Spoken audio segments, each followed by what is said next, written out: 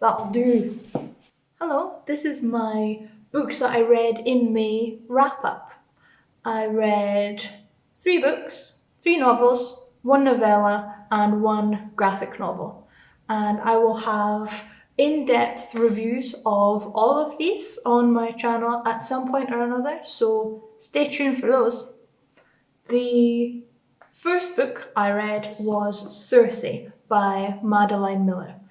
It is a Greek retelling of the myths surrounding the nymph goddess Circe, who is the daughter of the sun god Helios.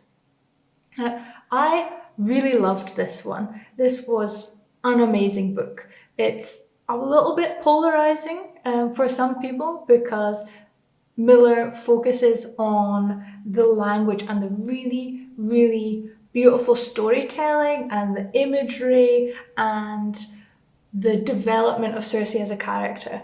And that's what I was really interested in for this book, was that she took the time to really, really develop Cersei as a character from the beginning when she was trapped in her family home to the end where she has her stuff all together and she just knows how to deal with things.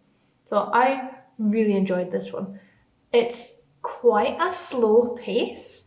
So if you're looking for something pacey and exciting where lots of stuff happens, then it's not for you. But the language is what got me. And when I was annotating this book and taking notes, the only thing I was taking notes on was like direct quotations. I was just like writing down the whole page, taking the quotations. So the language is super amazing. The second book was Joan Smokes by Angela Mayer. This is a super tiny novella, super little, and it won the inaugural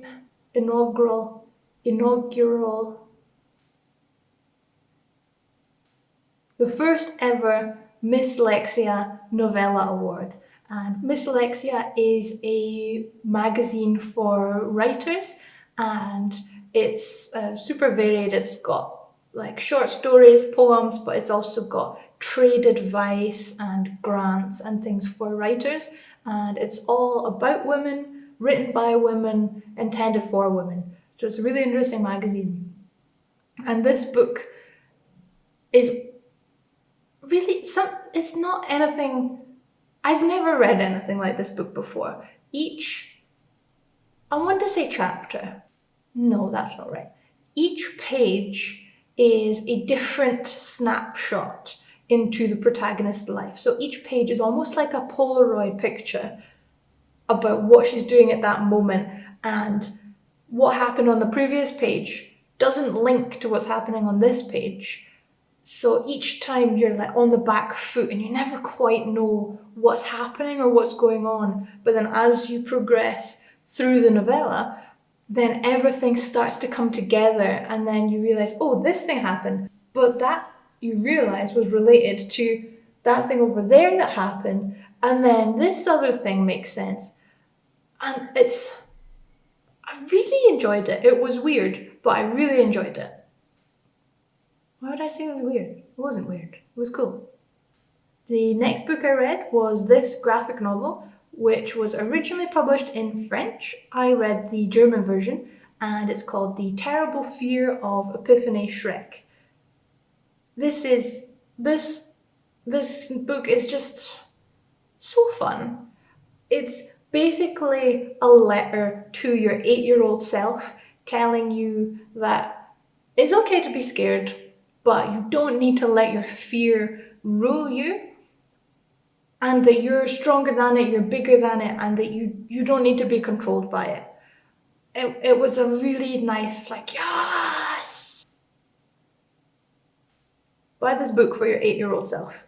And the last 2 books I read were the Shadow Sanjuology by P.M. Freestone.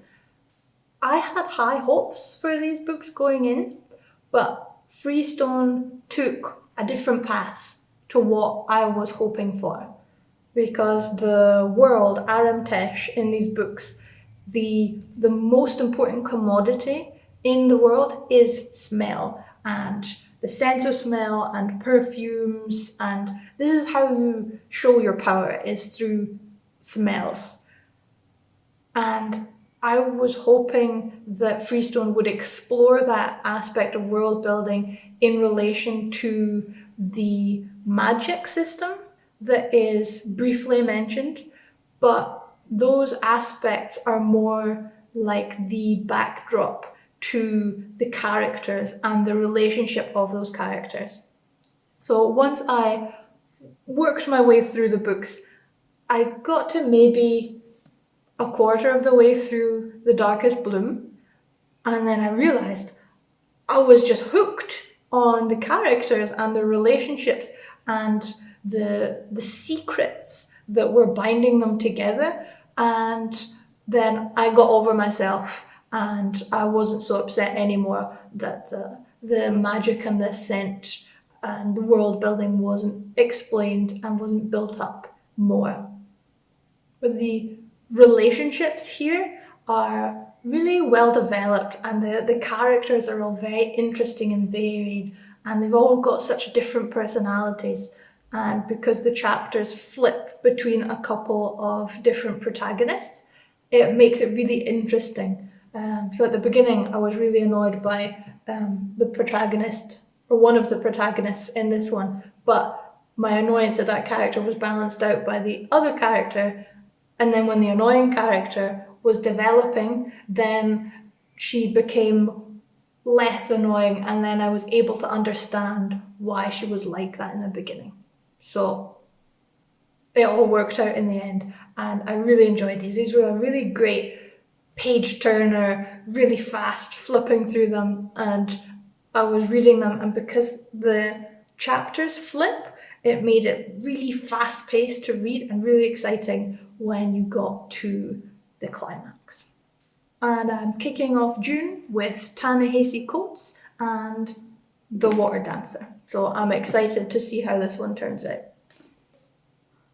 Thank you for watching my first ever wrap-up video. I hope you enjoyed it, and I hope you will join me in my next video, which will be a review of one of these two.